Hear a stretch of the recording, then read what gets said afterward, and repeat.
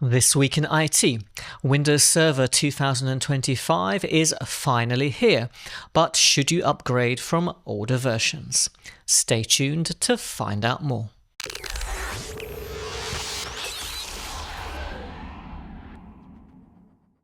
Welcome to This Week in IT, the show where I talk about everything connected to Windows, Azure, and Microsoft 365. Today's episode is sponsored by Semperis. Before we get started, I've got a quick favour to ask you. 80% of the people who watched last week's video weren't subscribed to the channel. As we go live today, we're on about 10,070 subscribers, so I'd love it if we could push that up to 10,100.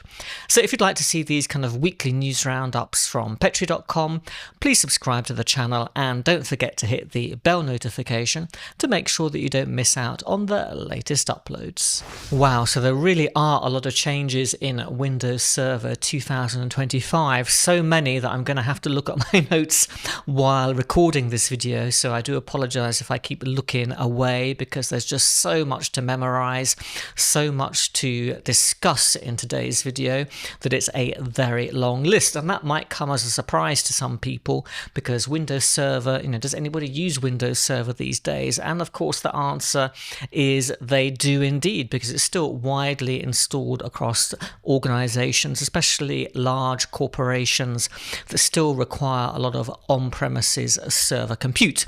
So let's get started, and probably the biggest change we're seeing in this version of Windows Server are the first significant changes to Active Directory really in a decade. So let's have a look at what's going on there. So let's talk about forest and domain functional levels to start with. This is the first version of Windows Server since 2016 that gets both new forest and domain functional levels. Now there is a new feature associated with this, and Microsoft has essentially increased the page size in the database so that if you want to store more data as part of an Active Directory attribute, for instance, or object, you can now do that. So it's moved beyond the previous 8K page size and increased it to 32K, so that's by a factor of 2.6. So you can now essentially store multi-value attributes, more information in each object. So that's something that obviously some organizations have been asking for. There's been a small change to Active Directory replication, and you can now set the priority order for replication. So this is going to allow AD administrators to increase the system calculated replication priority with a particular replication partner. So there are particular scenarios where that could come in useful. There have been some improvements to naming and name resolution. So there are some improvements in this version with the mapping of short NETBIOS names to the DNS style name. Now Microsoft is eventually going to be getting rid of Win's name resolution and all the rest of it. So this is just another step forwards to making that happen. Almost all of the other improvements are connected to security, and that's not a bad thing considering that Active Directory is a real target for hackers. And that's a good point to hand over to a quick message from the sponsors of today's video, Semperis. Did you know that Active Directory is exploited in 9 out of 10 cyber attacks? Once cybercriminals control your Active Directory, it's game over. With access to AD, attackers can gain control of your entire network. And if AD goes down, business comes to a halt. And it's not just on-premises Active Directory that's under attack. Cybercriminals are targeting Azure Active Directory too. Attackers can gain entry in the cloud and move to on-premises identity systems or vice versa. To keep threat actors out, you need to find and fix Active Directory security gaps. Meet Purple Knight, your ally in defending against adversaries trying to breach your hybrid Active Directory environment. Purple Knight is a free Active Directory security assessment tool built by Semperis identity experts.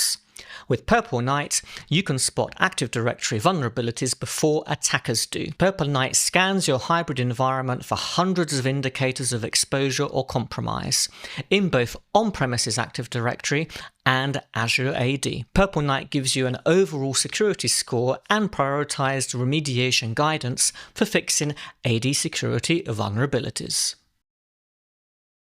So let's have a look at some of the security improvements. I just want to mention the ones that really stuck out to me as being most important. There are just too many to mention in this video, but let's have a look at what I think is really going to matter to organizations. So let's start with the default machine account password. So for computers that you join to Active Directory, it's now going to use a random generated default computer account password. So Windows Server 2025 domain controllers will block setting the computer account passwords to the default password of the computer account name. So that is a really big change happening there. For LDAP, so this is the protocol that devices use to query and communicate with Active Directory. Encryption is now enabled by default, yeah, so all client communications after the initial authentication bind utilizes LDAP sealing by default, so that is a really important change. And LDAP is also bringing support for TLS 1.3. There are also some improvements coming to performance. So Active Directory is now getting NUMA support, so that's non-uniform memory access. So on capable hardware, it will be able to use all of the CPUs in a processor group. In the past, it would only use CPUs in group 0, so this is going to bring a boost when you've got a lot of authentication requests coming into Active Directory. There are also some additional performance counters being added in Server 2025, so we're getting a DC locator, both client and DC specific counters will be available, LSA lookups, so name and SID lookups, and an LDAP client, which is going to be made available also in Windows Server 2022 if you have the appropriate update installed.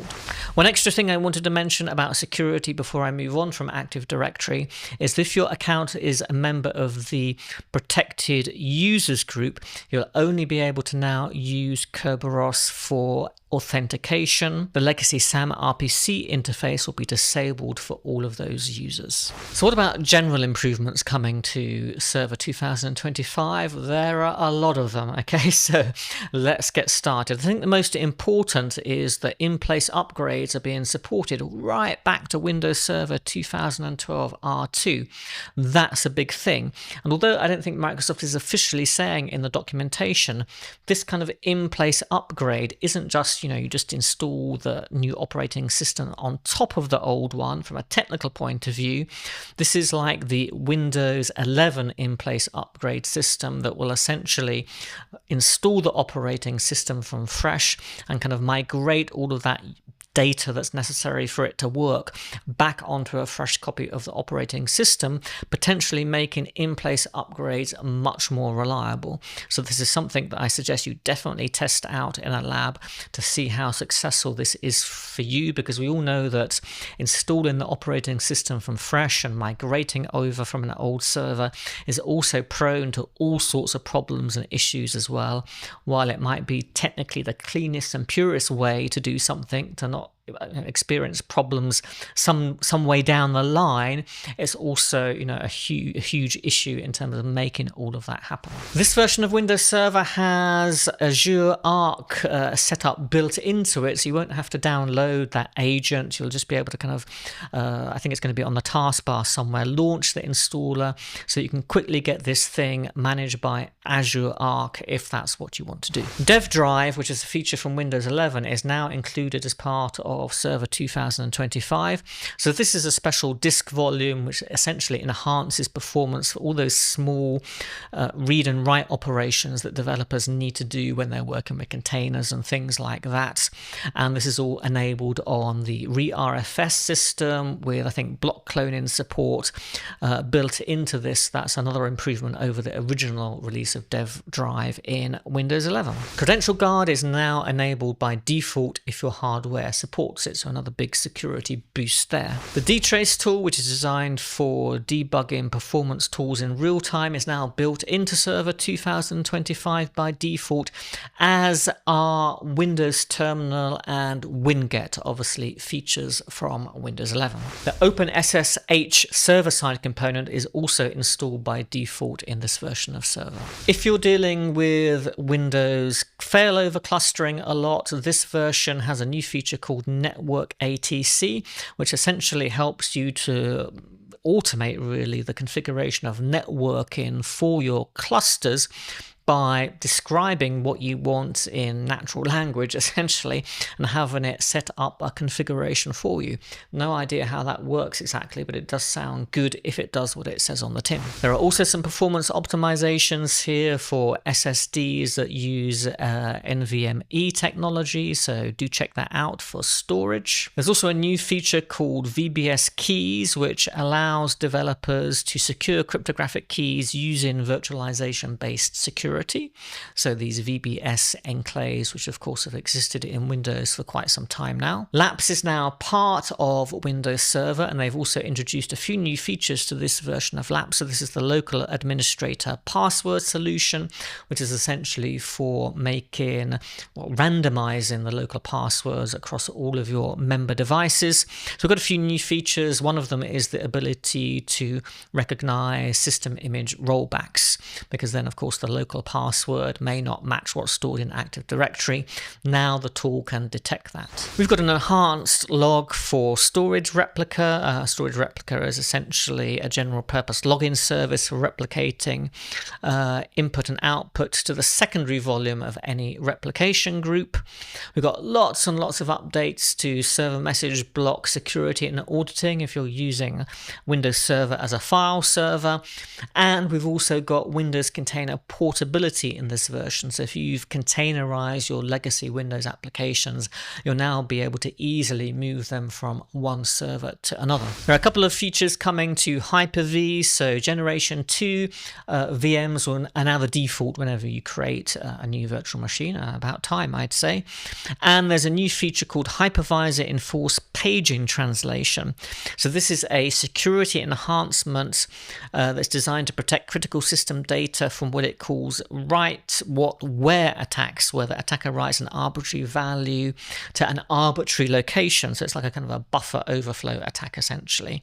So this new feature HVPT guards page tables that configure critical system data structures, because there have been some security issues that have kind of taken advantage of the hypervisor on Windows in recent years. So I guess this is designed to address that. Microsoft does stress that this only applies when a server is installed on a physical machine. This feature is cannot be enabled if you have Windows Server installed in a virtual machine. So that's a lot. I was really quite surprised when I read through the complete list. It's really it's bringing a lot more to the table than really any version of Windows Server for more than a decade now. The question is, if you're running an older version of Windows Server, should you upgrade? And if you're using Windows Server for Active Directory, for file services, then I think from a security standpoint, you should really think about upgrading, because the security enhancements coming with this should really help to thwart a lot of the common attacks that we see against Active Directory and server message block. That protocol, of course, used for file sharing. So I think you should really think about upgrading. I think interesting here, as I said before, is the in-place upgradability. This should make upgrading Windows Server much easier than it ever has been in the past. So the excuse not to upgrade, of course, is even harder to justify. While this is the biggest update to Windows Server in a decade, there are no big new features here, really. Windows Server is a very mature product at this stage. Of course, a lot of features now going into the cloud-first, cloud-native services, if you like. Microsoft is trying to persuade you, well, we'd rather you went into the cloud than install Windows Server. Of course, if you already have Windows Server, you're a big corporation that needs all of the on-premises features as well. At least they would like you to go hybrid with this. We see that Azure Arc stuff being more deeply integrated here into Windows Server. We also know with this version that Windows Server Update Services is deprecated. It still works, but they're not going to add any new features to it. They haven't really added any new features to it for, again, probably 10 years now. So probably, the fact that it's deprecated just means at some point we know it's going away, yeah? So Microsoft really trying to push you into the cloud for all that management and updating updating piece, which of course has some advantages and disadvantages depending on your environment. Let me know in the comments below what you think about Windows Server 2025. Are you planning to upgrade, or do you think that the changes don't make it worth the effort? I'd love to know what you think in the comments below. If you found this video useful, I'd really appreciate it if you gave it a thumbs up, because it helps to get the video seen by more people on YouTube and to grow the channel. I'd really like to thank our sponsors of today's episode, Semperis, for making this possible. And I'm going to leave you another video on the screen now about some really big changes coming to Microsoft Teams. Again, probably one of the biggest changes that the app has ever seen. So that's really interesting. Go and check that out. But that's it from me today, and I'll see you next time.